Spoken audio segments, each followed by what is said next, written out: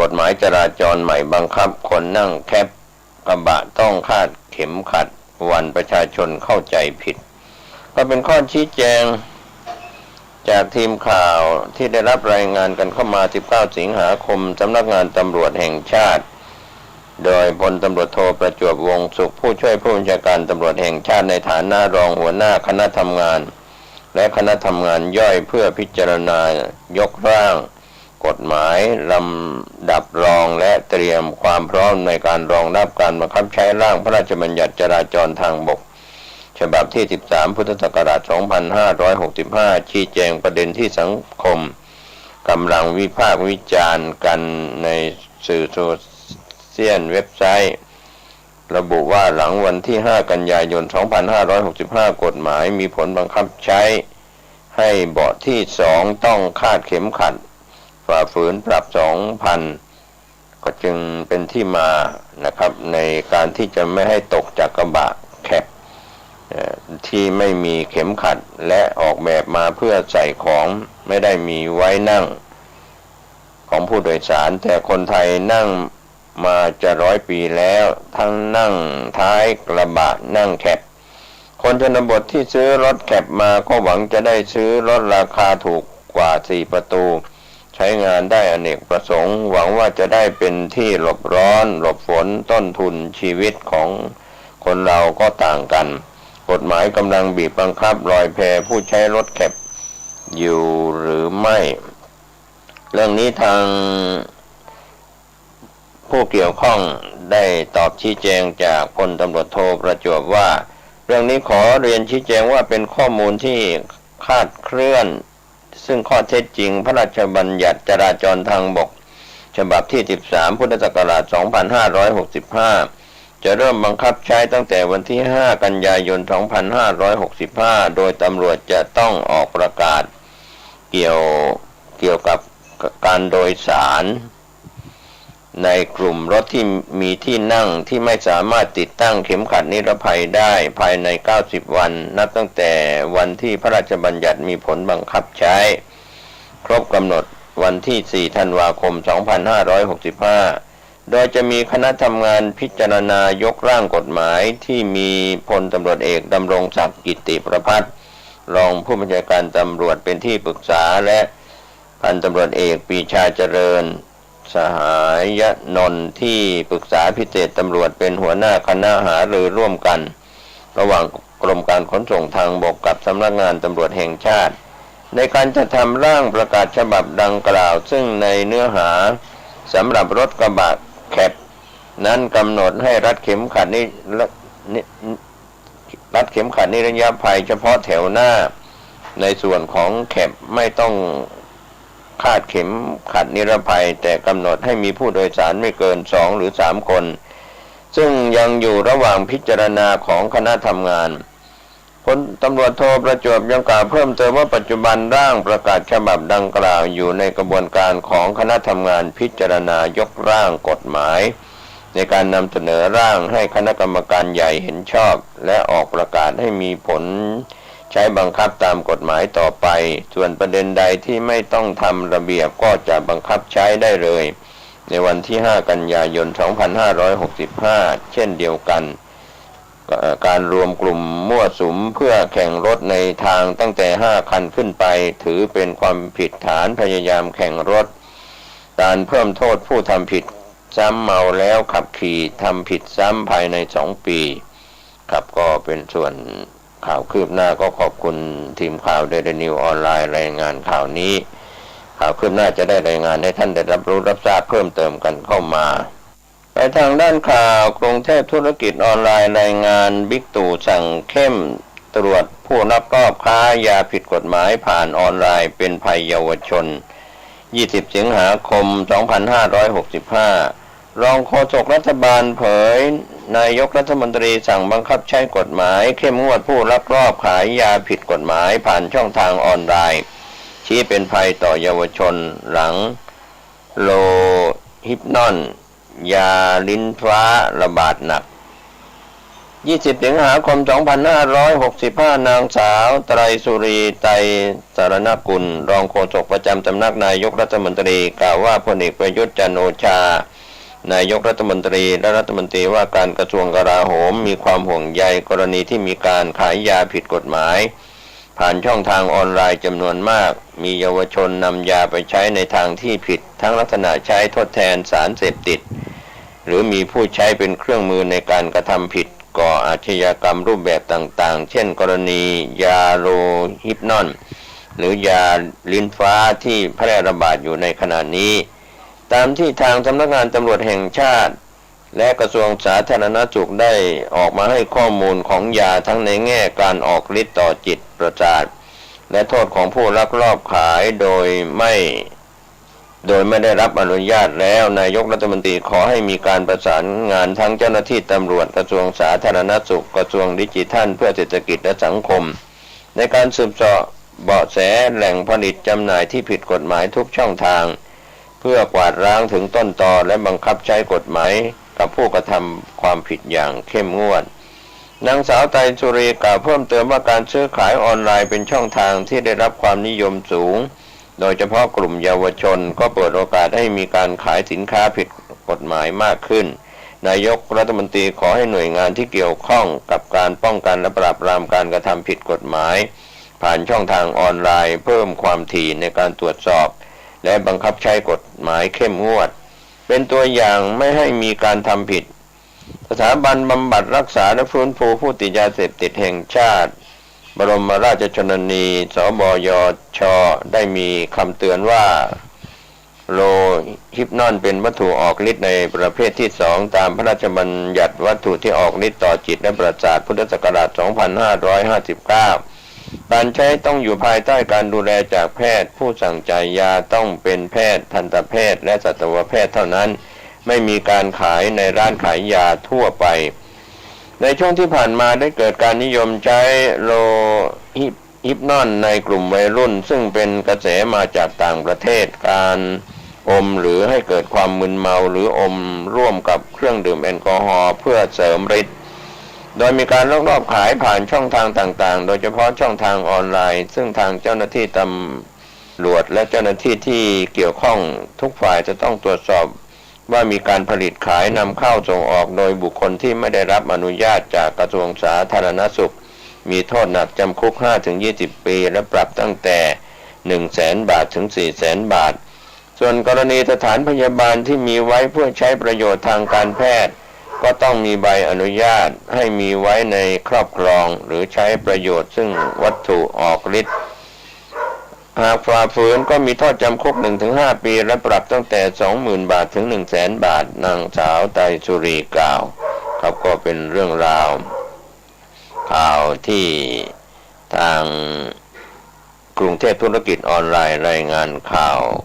บิ๊กตู่สั่งเข้มตรวจผู้ลักลอบค้ายาผิดกฎหมายผ่านออนไลน์เป็นภัยแก่เยาวชนโดยรองโฆษกนางสาวไตรสุรีไตร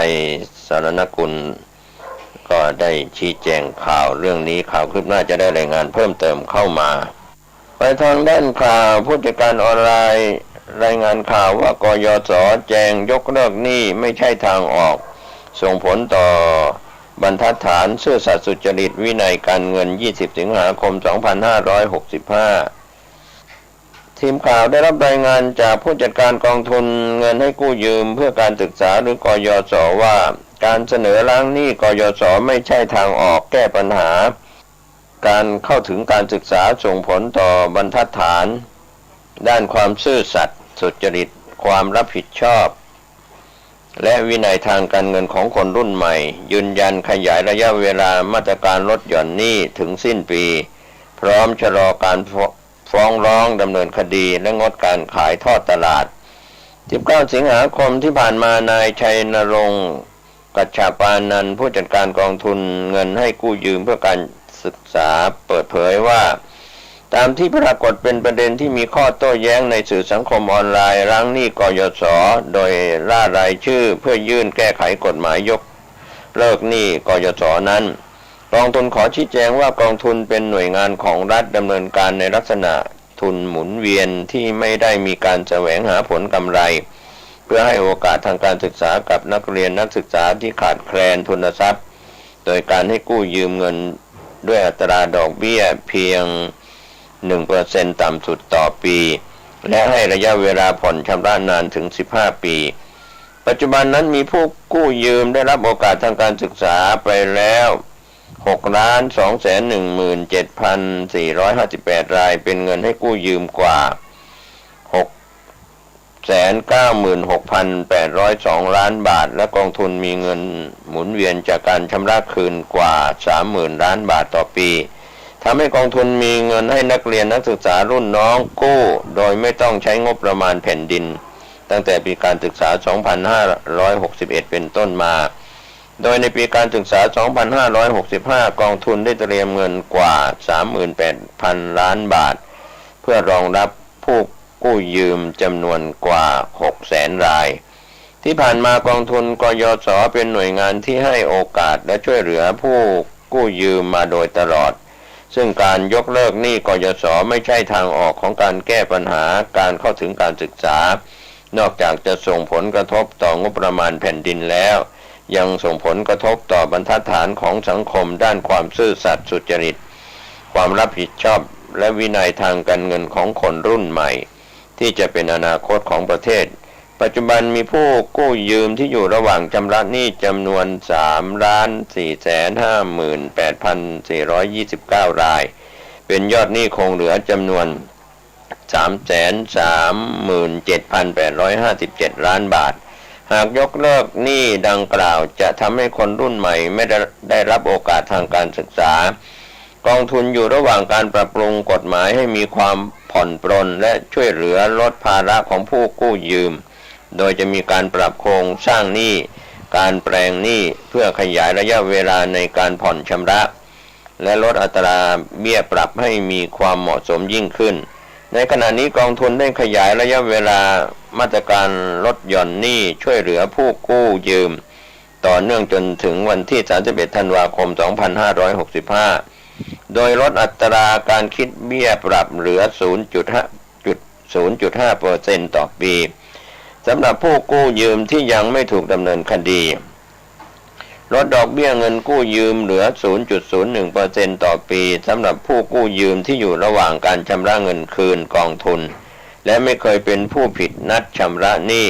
ลดเงินต้น 5% สำหรับผู้กู้ยืมที่ไม่เคยเป็นผู้ผิดนัดชำระหนี้และต้องการปิดบัญชีในคราวเดียวลดเบี้ยปรับ 100% สำหรับผู้กู้ยืมทุกกลุ่มที่ชำระหนี้ปิดบัญชีและลดเบี้ยปรับ 80%สำหรับผู้กู้ยืมที่ยังไม่ถูกดำเนินคดีที่ชำระหนี้ค้างทั้งหมดให้มีสถานะปกติไม่ค้างชำระอีกทั้งกองทุนได้มีมาตรการชะลอการฟ้องร้องดำเนินคดีชะลอการบังคับคดีไว้เว้นแต่คดีที่ใกล้ขาดอายุความและงดการขายทอดตลาดทรัพย์สินของผู้กู้ยืมหรือผู้ค้ำประกันอีกด้วยทั้งนี้กองทุนขอยืนยันว่ากองทุนจะเป็นหลักประกันให้ทุกครอบครัวว่าน้องๆที่ขาดแคลนสามารถกู้เงินได้ทุกคนโดยไม่มีข้อจำกัดเพื่อให้โอกาสทุกคนอย่างเท่าเทียมในการเข้าถึงการศึกษานะครับก็เป็นเรื่องราวต่างๆเป็นข้อชี้แจงจากผู้จัดการกองทุนนายชัยนรงค์กัจฉาปานันท์ผู้จัดการกองทุนเงินให้กู้ยืมเพื่อการศึกษาออกมาชี้แจงผ่านผู้จัดการออนไลน์ก็ขอบคุณผู้จัดการออนไลน์ทีมข่าวได้รายงานข่าวคืบหน้ากันเข้ามาเรื่องของกยศแจงยกเลิกหนี้ไม่ใช่ทางออกส่งผลต่อบรรทัดฐานซื่อสัตย์สุจริตและวินัยทางการเงินไปทางด้านข่าวคืบหน้าที่มติชนออนไลน์รายงานข่าวการเมืองชวนเซ็นคำร้องตีความตู่8ปียื่นศาลรัฐธรรมนูญ22 สิงหาคมวิษณุชี้ยังรักษาการได้ชวนเซ็นคำร้องตีความตู่8ปีถึงยื่นศาลรัฐธรรมนูญ22 สิงหาคมฉบับฝ่ายค้านขอวินิจฉัยถึงวิษณุชี้ยังรักษาการได้นั้นข่าวคืบหน้า20 สิงหาคม 2565นายแพทย์สุกิจ อัฏโฐปกรณ์ที่ปรึกษาประธานสภาผู้แทนราษฎรชี้แจงกับทีมข่าวว่ากรณีคำร้องของฝ่ายค้านยื่นต่อประธานสภาเพื่อขอให้ส่งศาลรัฐธรรมนูญวินิจฉัยการดำรงตำแหน่งนายกรัฐมนตรีของพลเอกประยุทธ์จันทร์โอชาเมื่อวันที่ 19 สิงหาคมที่ผ่านมาว่านอกจากจะได้มีการแก้ไขเรื่องรายชื่อที่ฝ่ายค้านยื่นมาแล้วก็ปรากฏว่ามีการตรวจสอบอีกครั้งพบว่าสำนักงานเลขาธิการสภาผู้แทนราษฎรได้ให้เพิ่มเติมข้อความในบรรทัดที่2ขอคำร้องที่ยื่นมาจากข้อความเดิมที่ว่าด้วยข้าพเจ้าสมาชิกสภาผู้แทนราษฎรผู้มีรายชื่อท้ายคำร้องนี้มีจำนวนไม่น้อยกว่า1 ใน 10ของสมาชิกเท่าที่มีอยู่ของสภาผู้แทนราษฎรมีความประสงค์ขอให้ศาลรัฐธรรมนูญพิจารณาวินิจฉัยความเป็นนายกของพลเอกประยุทธ์เนื่องจากข้อความดังกล่าวเป็นข้อความที่ยังไม่สมบูรณ์ทางสำนักงานเลขาธิการสภาผู้แทนราษฎรจึงขอให้ผู้ยื่นคำร้องเติมคำว่าตามผู้ยื่นคำร้องตามขออภัยครับจึงขอให้ผู้ยื่นคำร้องเติมคำว่าตามมาตรา170 วรรค 3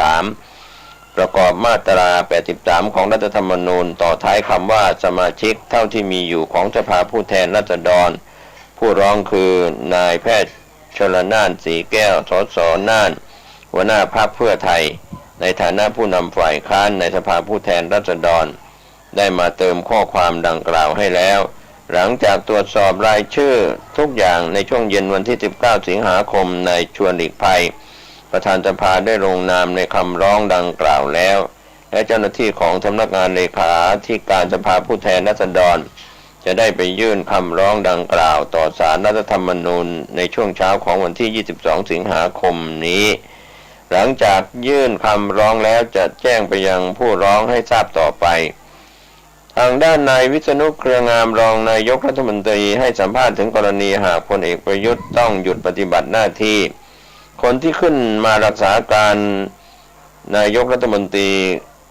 คือพลเอกประวิตรวงษ์สุวรรณรองนายกรัฐมนตรีในฐานะหัวหน้าพรรคพลังประชารัฐใช่หรือไม่นายวิษณุกล่าวว่าเอาตรงๆก็คือพลเอกประยุทธ์ยังรักษาการได้แต่กรณีนายกจะรักษาการไม่ได้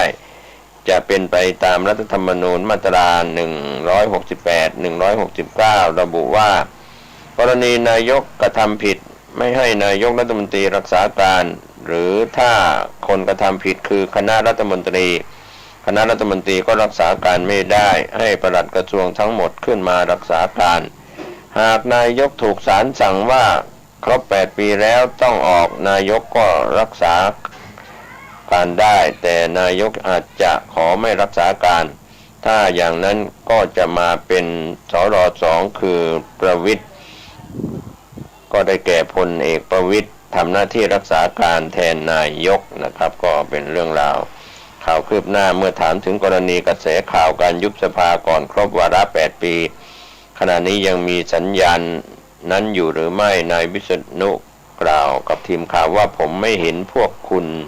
เห็นกันที่ไหนสัญญาณผมไม่รู้คุณตีระฆังสั่นกระดิ่งกันตรงไหนว่าจะยุบผู้สื่อข่าวถามว่านายกมีสิทธิตัดสินใจหรือไม่ว่ามีความกระจ่างและก่อนวันที่ 24 สิงหาคมอาจจะขอพักงานตัวเองไปเสียก่อนนายวิษณุกล่าวตอบว่าไม่ทราบขึ้นอยู่กับนายกเมื่อถามว่าในระหว่างที่รักษาการนายกสามารถประกาศยุบสภาได้หรือไม่นายวิษณุกล่าวว่าได้ในสมัยที่นายบรรหารศิลปอาชาอดีตนายกรัฐมนตรีเคยทำมาแล้วนะครับก็เป็นเรื่องราวข่าว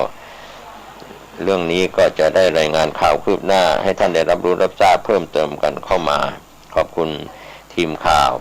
จากมติชนออนไลน์ไปทางด้านข่าวคมชัดลึกออนไลน์รายงานข่าวถึงตำรวจอธิบาย3 เสีย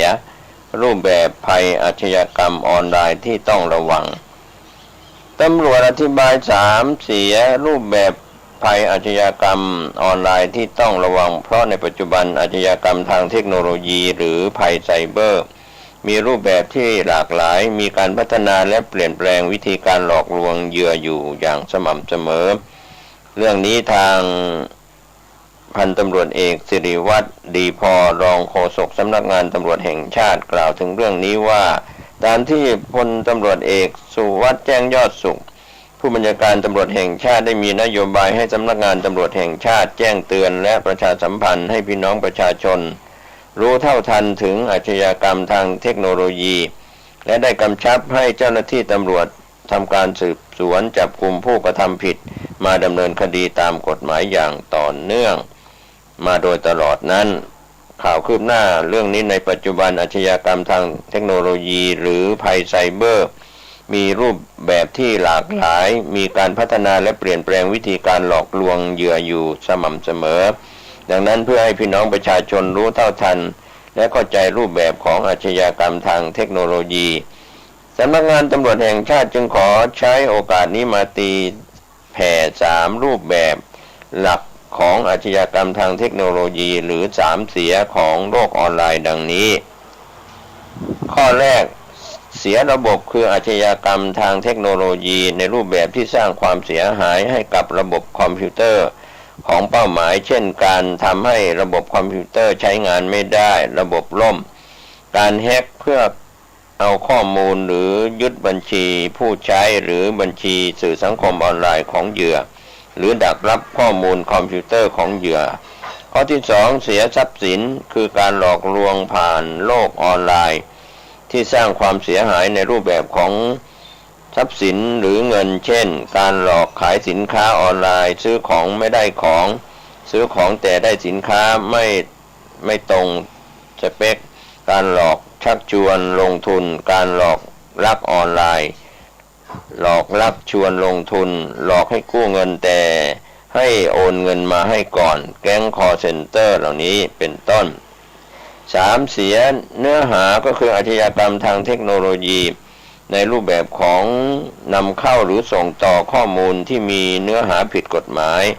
เข้าสู่คอมพิวเตอร์ในระบบเช่นการหมิ่นประมาทใส่ความผู้อื่นการสร้างข่าวปลอมเฟกนิวส์การส่งต่อสื่อลามกการโพสต์ตัดต่อภาพของบุคคลอื่นให้เสียหายการโพสต์ตัดต่อภาพของบุคคลอื่นให้เสียหายการคุกคามทางเพศการซื้อขายสิ่งของผิดกฎหมายทางออนไลน์การพนันออนไลน์เป็นต้นหากพี่น้องประชาชนสามารถทำความเข้าใจถึงรูปแบบหลักของอาชญากรรมออนไลน์ทั้ง3รูปแบบดังกล่าวได้ก็จะทำให้สามารถมองเห็นภาพรวมของภัยออนไลน์จนนำไปสู่การสร้างภูมิคุ้มกันไซเบอร์ให้กับตนเองและคนในครอบครัวเพื่อไม่ให้ตกเป็นเหยื่อของอาชญากรรมออนไลน์ทั้งนี้พี่น้องประชาชนสามารถติดตามข้อมูลข่าวสารเกี่ยวกับอาชญากรรมทางเทคโนโลยีได้ผ่านช่องทางสื่อสังคมออนไลน์ของหน่วยงานในสำนักงานตำรวจแห่งชาติมีเพจ PCT Police นะครับที่ท่านสามารถเข้าไปตรวจสอบได้ในเพจของตำรวจสอบสวนกลางเพจของกองบัญชีขออภัยเพจของกองบัญชาการตำรวจสืบสวนสอบสวนอาชญากรรมทางเทคโนโลยีและหากพี่น้องประชาชนตกเป็นเหยื่อของอาชญากรรมออนไลน์สามารถแจ้งความร้องทุกข์ได้ที่สถานีตำรวจในท้องที่เกิดเหตุหรือแจ้งความออนไลน์ได้ด้วยตนเองที่เว็บไซต์ www.thaipoliceonline.com ได้ตลอด24ชั่วโมงนะครับก็ข่าวคืบหน้าเรื่องนี้ก็เป็นเรื่องที่คมชัดลึกออนไลน์ได้รายงานข่าวกันเข้ามานะครับโดยได้รับการชี้แจงว่าตำรวจอธิบาย3เสียรูปแบบภัยอาชญากรรมออนไลน์ที่ต้องระวังโดยทางพันตำรวจเอกสิริวัฒน์ดีพอรองโฆษกสำนักงานตำรวจแห่งชาติออกมาชี้แจงเรื่องนี้3เสียเป็นอย่างไรคงทำความเข้าใจวันนี้ข่าวชาวบ้านหมดเวลาลงผมก็เสพพระสมเด็จบรรณาธิการข่าว9 นิ้วก็ขอบคุณพี่น้องสื่อมวลชนจากส่วนกลางทุกแขนงสาขาและก็ทีมข่าวจากส่วนภูมิภาคทั้งข่าวภายในประเทศและข่าวจากต่างประเทศข่าวชาวบ้านเรานำเสนอผ่าน www.9hnanews.com ซึ่งได้ลิงก์หนังสือพิมพ์ออนไลน์มาไว้ในการทำงานของสื่อไทยสื่อเทศประจำวันของทุกคนทุกท่านได้ปฏิบัติภารกิจในการนำเสนอข่าวสารเช็คข่าวตรวจสอบข่าวแหล่งข่าวที่ไปที่มาเพื่อให้เกิดความผิดพลาดในด้านข่าวไม่ว่าจะเป็นข่าวเฟกนิวข่าวปลอมหรือข่าวใดๆขอให้เป็นข่าวที่ตรงตามความเป็นจริงมีหลักฐานที่ควรเชื่อถือในข่าวก็จะสร้างความมั่นใจกับผู้บริโภคข้อมูลข่าวสารสำหรับผู้บริโภคข้อมูลข่าวสารนั้นท่านใช้วิจารณญาณในการรับข้อมูลข่าวสารได้เป็นอย่างดีอยู่แล้วในช่วงนี้ท่านจะเดินทางขึ้นเหนือล่องใต้ไปในทิศทางใดติดตามการพยากรณ์อากาศจากกรมอุตุนิยมวิทยาหรือศูนย์อุตุนิยมวิทยาประจำแต่ละภูมิภาคเดินทางปลอดภัยในเส้นทางต่างๆสวัสดีครับอย่างใดตัวเจ้าก็ต้องขอบใจต่อคุณโยมเจ้าหน้าที่ทุกท่านทุกคนที่อำนวยความสะดวกนะเป็นอย่างดีขออนุโมทนาขอบใจต่อญาติต่อโยมทุกท่านทุกคนทุกสารทิศว่าทั้งเหนือทั้งใต้วันตกวันออกว่าไกลว่าใกล้นะที่ติดตามฟังรายการตักกินนกะแห่งธรรมะจากตุเจ้าวัดหนองตองหางดงจังหวัดเชียงใหม่ตนนี้เอาละโยมเอามาร่วมกันไว้พระสวดมนต์โดยย่อเอาว่าพร้อมกันไปเนอะอะระหังสัมมาสัมพุทโธภะคะวาพุทธังภะคะวันตังอภิวาเทมิกราบพระพุทธสวากขาโตภะคะวะตาธัมโมธัมมังนัมมัสสามิ